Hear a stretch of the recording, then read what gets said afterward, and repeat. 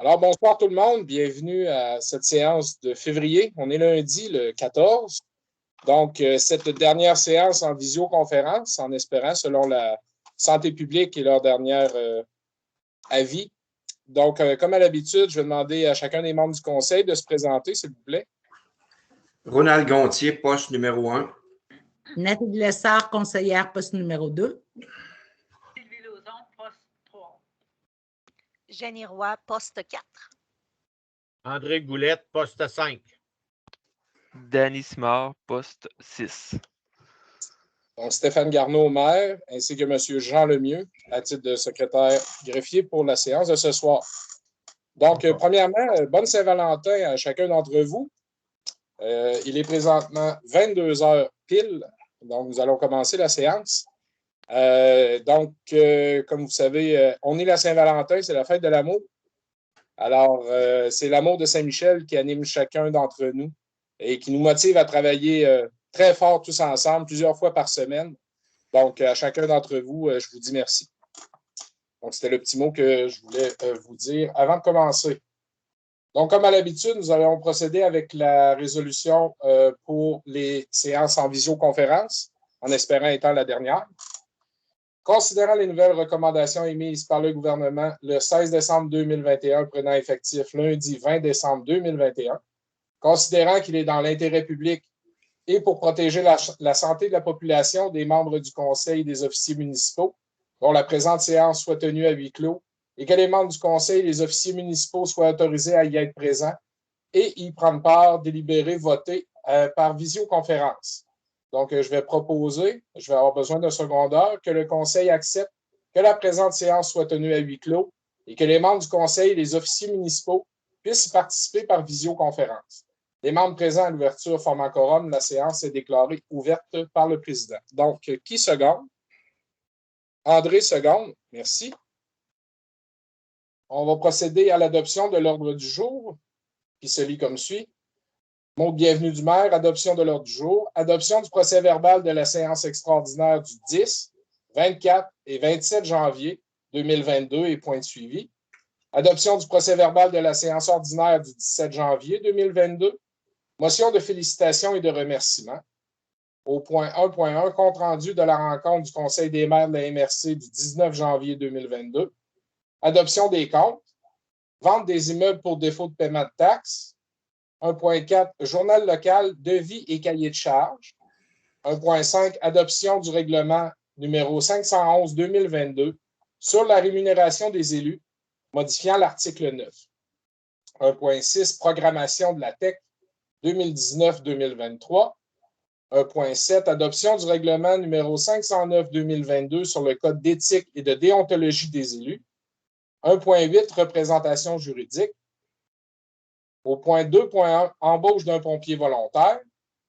Ensuite, au 4.1, il y aura un dépôt du bilan annuel de la qualité de l'eau potable 2021. Ensuite, il y aura le rapport du comité consultatif d'urbanisme le 31 janvier 2022 avec les demandes de dérogation suivantes. Demande de dérogation mineure, construction d'un garage 21 rue du Brigantin. Demande de dérogation mineure, agrandissement du garage 7 rue Lachance. Demande de permis PIA, aménagement d'une terrasse, 5 rue des Remparts. Suivi de demande de dérogation mineure, agrandissement d'un bâtiment complémentaire, 11 rue Lachance. Au 6.5, demande de permis PIA, réfection de la toiture, 76 rue Principale. Au 6.6, il y aura un avis de motion, modification du règlement numéro 453-2015 sur la sécurité publique et la protection des personnes et des propriétés. Au 6.7, amendement au règlement du PIA. 6.8, achat de lumière pour la jetée. 6.9, demande d'aide financière au Conseil du patrimoine religieux du Québec. Au 7.1, adoption de la structure et du fonctionnement du comité consultatif Loisirs et culture. Donc, qui propose l'adoption de l'ordre du jour? Jenny propose. Qui seconde? Je vais avoir besoin de secondaire. Ronald seconde, merci. Monsieur Garneau, je m'excuse, il y avait une petite coquille, c'est comité tourisme et culture, pas loisirs. Ah, vous avez raison. Ouais. Merci, Nathalie. Donc, c'est le comité consultatif tourisme et culture au 7.1. Il y aura une petite modification à l'heure du jour. Donc, on va commencer par l'adoption des procès-verbaux des séances extraordinaires du 10, du 24 et du 27 janvier. Chacun des conseillers a pris connaissance des procès-verbaux et ont amené ses commentaires.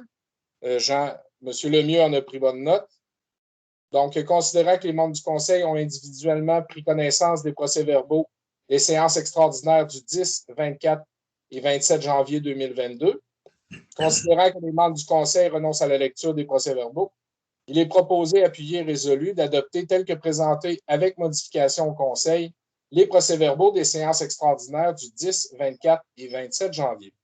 Donc, qui propose? Nathalie propose, Sylvie seconde. Merci. Adoption du procès-verbal de la séance ordinaire du 17 janvier 2022. Considérant que les membres du Conseil ont individuellement pris connaissance du procès-verbal de la séance ordinaire du 17 janvier 2022, considérant que les membres du Conseil renoncent à la lecture du procès-verbal, il est proposé, appuyé et résolu d'adopter tel que présenté au Conseil le procès-verbal de la séance ordinaire tenue le 17 janvier 2022. Donc, qui propose? Sylvie propose. Qui seconde? Je vais avoir besoin. André. Merci. Donc, motion de félicitations et de remerciements. Tout d'abord, j'aimerais féliciter les membres et les amis optimistes pour la préparation et l'organisation du Carnaval 2022, qui était de retour après un an d'absence. Ça a été une très belle fin de semaine, une très belle réussite. Et remercier aussi les nombreux carnavaleux qui ont fait de cette fin de semaine un succès. Donc ensuite, j'avais une deuxième motion de félicitations. La municipalité de Saint-Michel est fière de féliciter une citoyenne pour son implication auprès des aînés, propriétaire d'une RPA à Sainte-Énédine, qui est allée au Parlement de Québec pour demander de l'aide pour tous les RPA, qui est les résidences de personnes âgées, de la région, pour être capable de garder nos aînés dans leur paroisse. Donc, un gros merci à Brigitte Fournier pour ton implication et ta détermination, et surtout félicitations.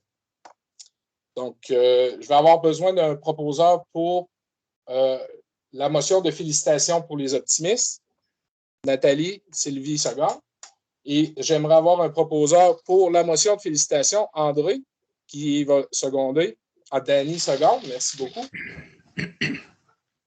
Donc, au point 1.2, vous avez reçu à l'adoption des comptes, vous avez reçu l'ensemble des comptes. Vous avez eu la chance de poser vos questions. Vous avez été répondu tout à l'heure en séance de travail. Donc, en conséquence, il est proposé et appuyé, résolu, d'approuver la liste des comptes payés et à payer, telle que présentée pour un montant total de 427 407,27.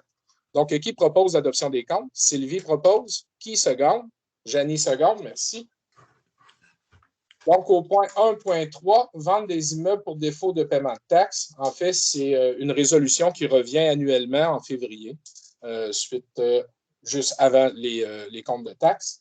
Considérant que les articles 1022 à 1060 du Code municipal qui concernent la vente des immeubles pour défaut de paiement de taxes, ainsi que les articles 251 et 252 de la loi sur la fiscalité municipale, considérant que les membres du Conseil de la municipalité de Saint-Michel-de-Bellechasse ont pris connaissance de l'état de toutes les personnes endettées envers la municipalité pour taxes municipales au 31 décembre 2021, il est proposé, appuyé et résolu que le directeur général soit autorisé à expédier un avis recommandé aux citoyens qui ont des arriérages de taxes et de laisser jusqu'au 14 mars 2022 pour encaisser le paiement complet, incluant les intérêts encourus.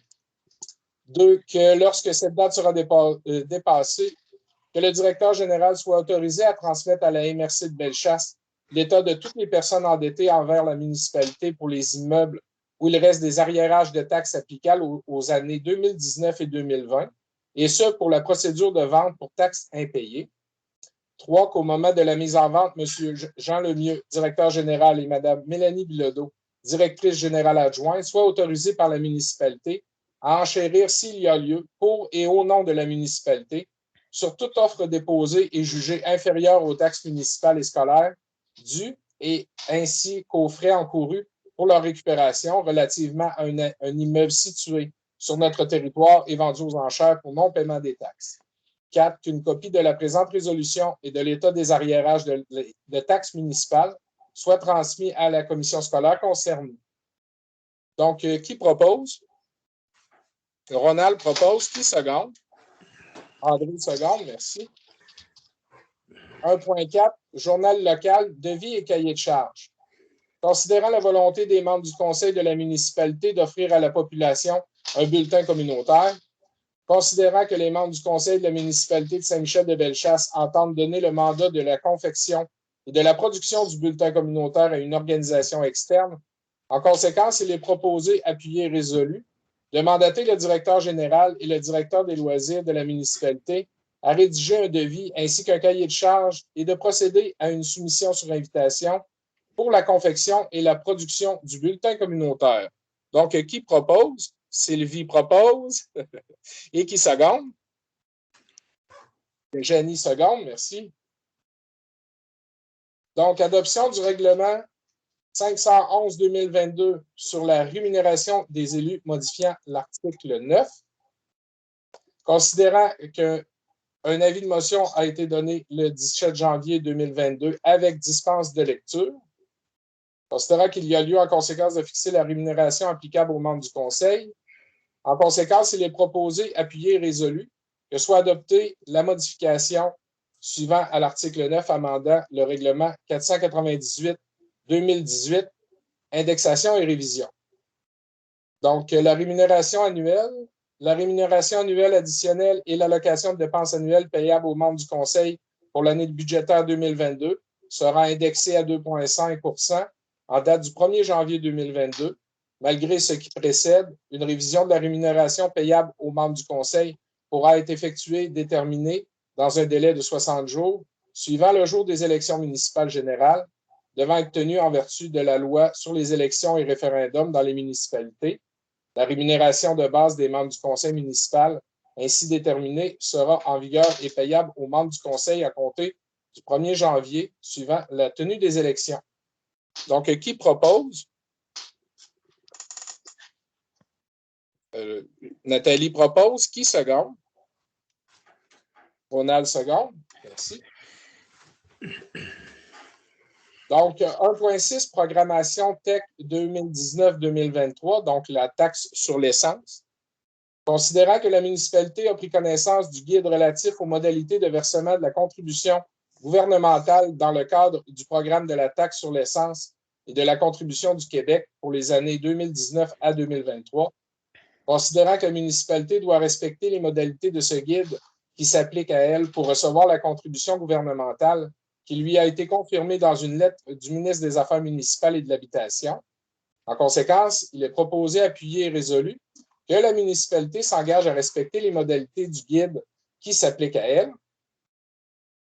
Donc, la municipalité s'engage à être seule responsable et à dégager le Canada et le Québec, de même que leurs ministres, hauts fonctionnaires, employés et mandataires de toute responsabilité quant aux réclamations, exigences, pertes, dommages et coûts de toutes sortes, ayant comme fondement une blessure infligée à une personne, le décès de celle-ci, les dommages causés à des biens ou la perte de biens attribuables à un acte délibéré ou négligent, découlant directement ou indirectement des investissements réalisés au moyen de l'aide financière obtenue dans le cadre du programme de la TEC 2019-2023.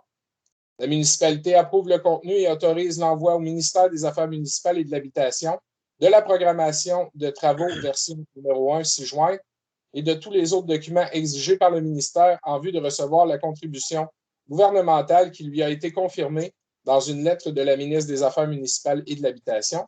La municipalité s'engage à atteindre le seuil minimal d'immobilisation qui lui est imposé pour l'ensemble des 5 années du programme. La municipalité s'engage à informer le ministère des Affaires municipales et de l'Habitation de toute modification qui sera apportée à la programmation de travaux approuvés par la présente résolution.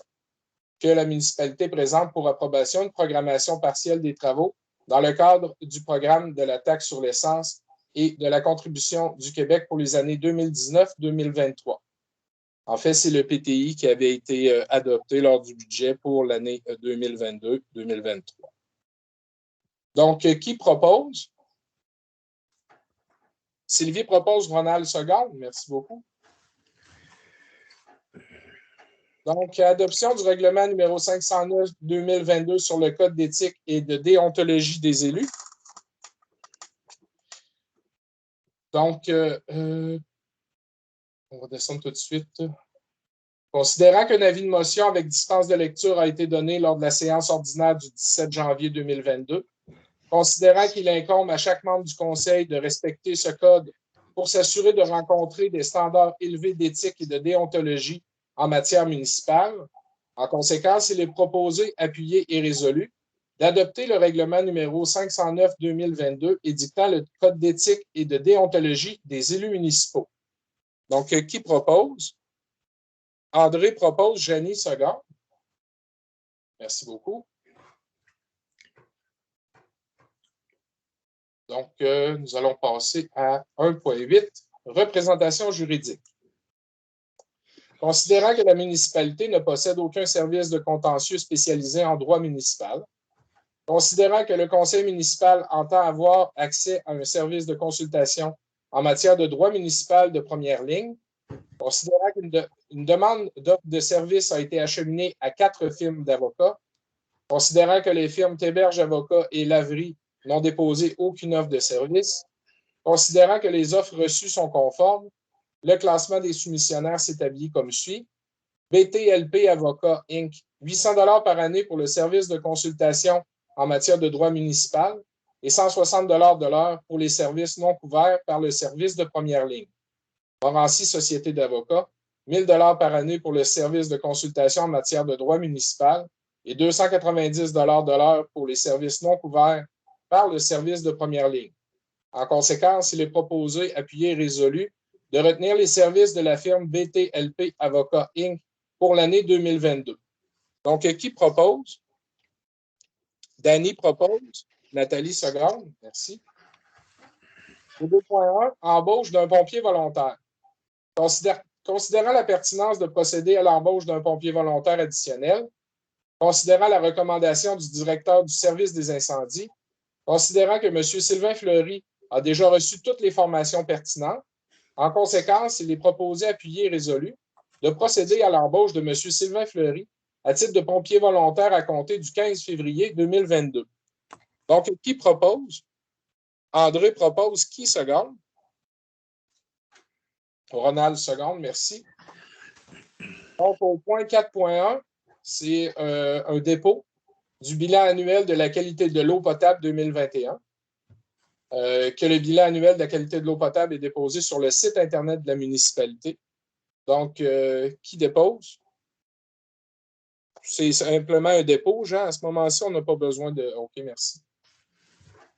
Donc, aménagement, urbanisme et développement. Il y aura le dépôt du rapport du comité consultatif d'urbanisme du 31 janvier 2022. Que le procès-verbal du comité consultatif est déposé aux archives de la municipalité. Donc, je vais passer la parole à Sylvie pour la présentation pour les dérogations.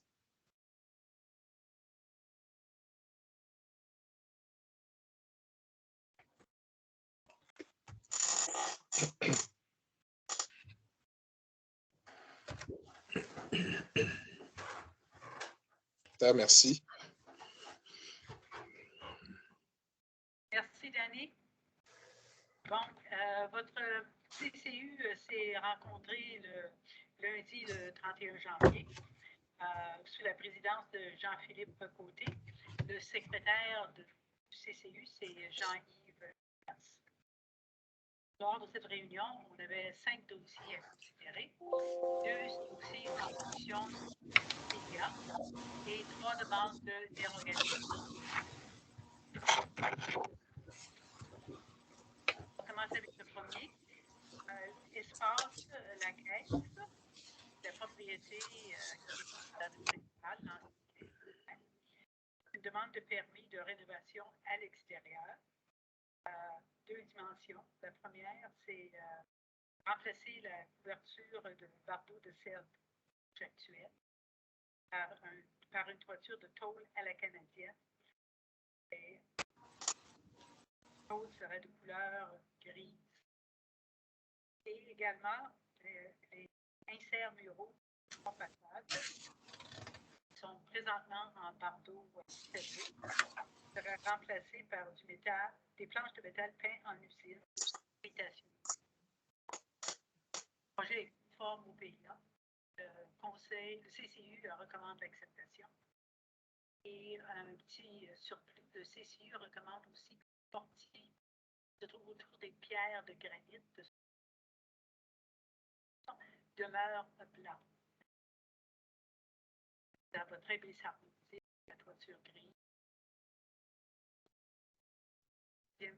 Diabotique, tôle à la canadienne, grise et couleur bois torréfié.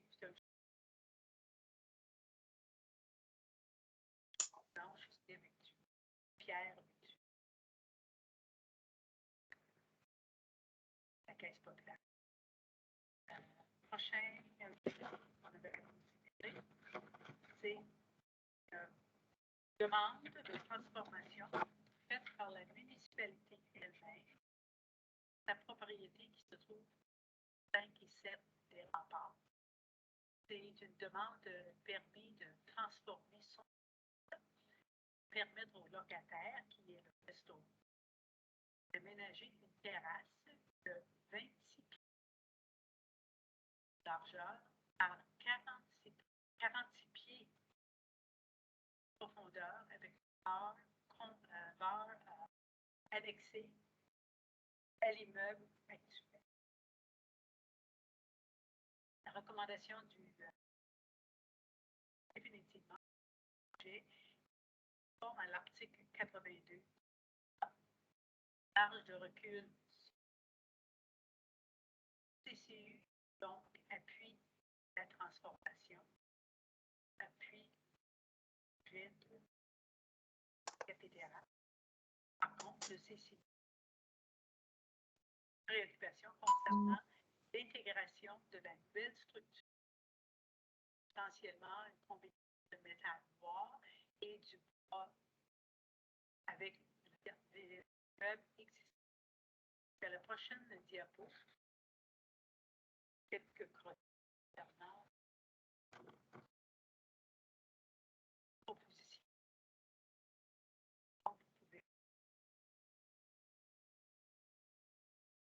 On n'entend vraiment pas bien, Sylvie. Non, c'est mon tour. Non. Mon tour. Ouais. On a eu des problèmes de connexion toute la soirée. Ouais.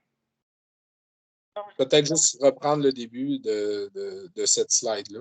c'est celle-là. Bon, ben, Oui. vous pouvez voir les croquis qui ont été faits par Restofab, qui démontrent bien la dimension noire et couleur bois. Et ce que ça va avoir l'air à partir de la vue de la jetée. Passer à la prochaine diapo. Est-ce que vous m'entendez mieux, là? Mieux, Oui. mais on te reperdait un petit peu, là. Ah. On dirait que je sais pas si tu t'éloignes ou tu parles moins fort, Ah, mais. ben non, je parle comme d'habitude, là. Puis, OK. Mais on t'entend bien, comme là, on t'entend bien encore, là. ah bon, OK. Bon, les 3 prochains cas de dérogation mineure, la première demande, c'est 21 rue du Brie-Grantin. C'est une dérogation mineure pour construire un garage d'une superficie de 71,37 mètres carrés, une différence de 16,37 mètres carrés par rapport à ce qui est prescrit dans l'article 35 du règlement de zonage. L'analyse que le CCU a faite, c'est basé sur les requérants ont besoin d'abriter un véhicule de type pick-up ainsi que leurs biens personnels. Le garage est proposé 24 par 32, mais il sera construit sur l'emplacement actuel d'un cabanon. On ne parle pas d'ajouter un autre immeuble sur le terrain. On va simplement enlever un gros cabanon et le remplacer par quelque chose qui est un peu plus gros, mais qui va être beaucoup plus pratique pour le requérant. La situation où la demande ne porte pas atteinte aux 3 voisins qui ont donné leur approbation à la demande. Donc, le CCU recommande d'accepter la demande de dérogation parce qu'il la considère mineure, mais il demande que le cabanon, c'est correct que Dani, tu peux aller à la prochaine diapo, demande que cabanon qui est en blanc, le petit carré en blanc, soit démoli et le cabanon, le garage construit.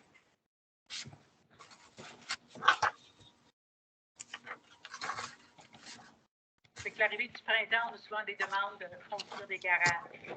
Pour agrandir des garages. Le prochain, c'est la même chose. 7 rue La Chance, dans l'Anse-Mercier. C'est 2 dérogations mineures pour agrandir un bâtiment complémentaire.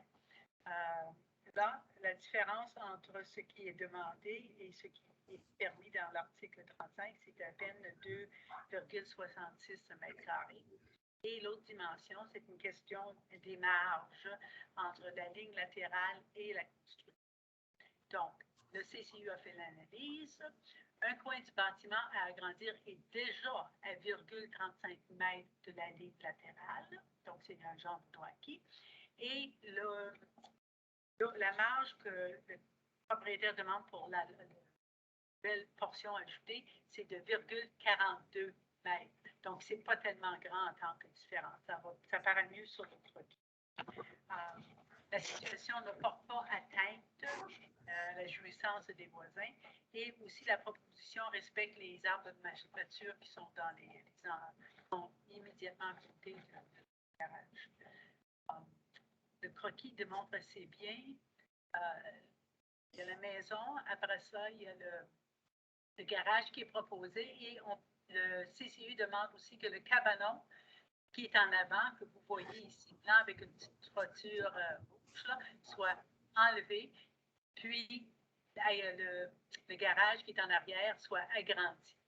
Donc, nous avons considéré que c'était une demande mineure et on recommande l'adoption de cette dérogation. Le prochain, 11 rue La Chance, encore l'Anse-Mercier. C'est un retour, une revue d'une recommandation puis une décision antérieure. La décision avait été approuvée par le Conseil au mois de novembre. Par contre, à la demande de l'inspecteur de la MRC, le CCU a revu l'argumentation et la recommandation. Donc, dans le cas, c'était 4 dérogations. Puis, le Conseil avait adopté la dérogation 1 et 4 concernant les marges de recul avant et latérales, mais avait dit non à la demande de dérogation au numéro 2 et 3 concernant la superficie. Le problème pour la MRC, c'est qu'une fois qu'on disait oui, que vous avez le droit de bâtir en respectant les nouvelles marges, avec les marges de recul proposées, demandées, ça lui donnait la permission de bâtir. Par contre, en disant non, vous ne pouvez pas bâtir, ça faisait un peu une situation où la personne était à 50% enceinte, OK? Et on ne peut pas être 50% enceinte. Donc, c'était soit dire non complètement ou dire oui complètement aux 4 dérogations. Donc, le Conseil considère que, puisque les recommandations ont été approuvées pour 1 et 4, de facto, les demandes 2 et 3 sont acceptables, ils sont considérés mineurs. La situation où la demande du requérant ne porte absolument pas atteinte à la jouissance des voisins. Donc, le CCU recommande l'approbation. Et voilà le croquis. Voilà. Donc, à vous de voter, mes collègues. Parfait. Merci beaucoup, Sylvie. Donc, on va les prendre une par une. Si on commence par la demande de dérogation mineure, construction d'un garage 21 rue du Brigantin. Donc, considérant les recommandations du CCU, il est proposé, adopté et résolu d'approuver l'ensemble du projet de construction d'un garage 6 au 21 rue du Brigantin selon les documents déposés. Donc, qui propose? Ronald propose. Qui seconde? André seconde, merci. Donc, ensuite, demande de dérogation mineure, agrandissement du garage 7 rue La Chance.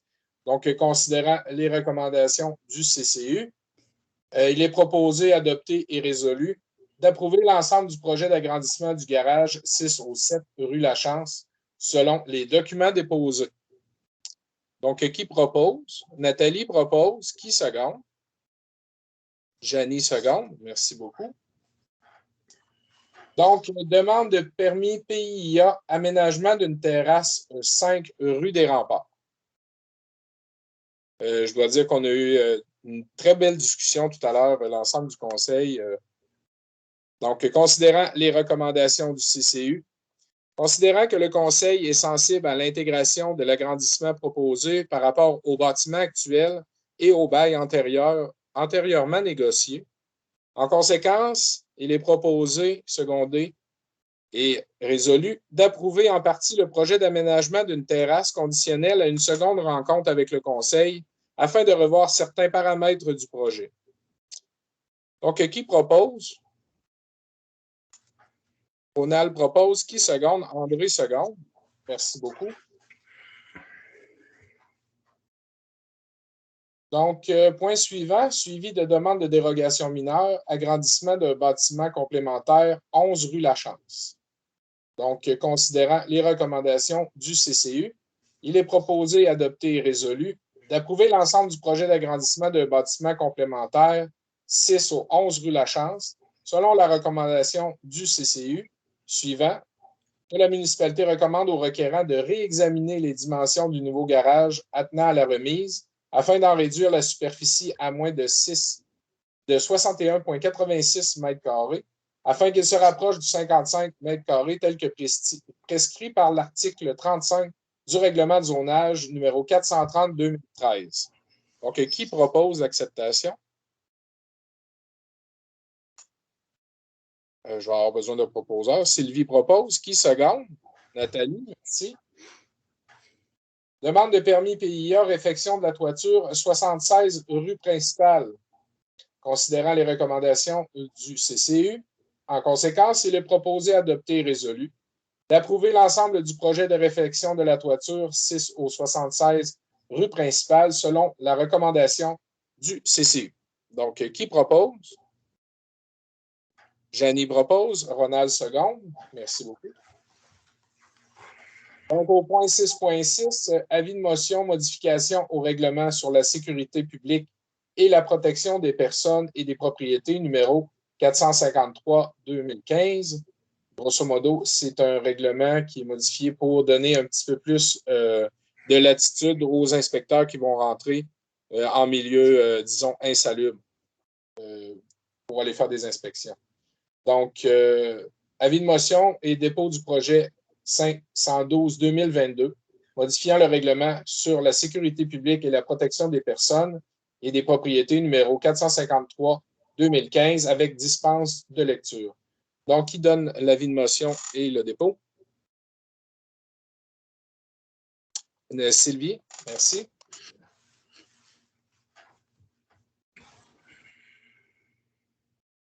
Donc, 6.7, dépôt et présentation de l'amendement modifiant le règlement numéro 435-2013 du PIA.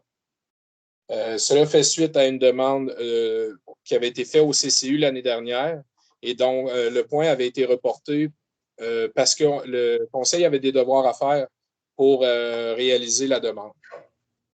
Donc, considérant qu'un avis de motion a été donné lors de la séance ordinaire du 17 janvier 2022, il est proposé, appuyé et résolu de présenter le règlement numéro 513-2022 modifiant le règlement du plan d'implantation et d'intégration architecturale, le PIA, numéro 435-2013, avec dispense de lecture.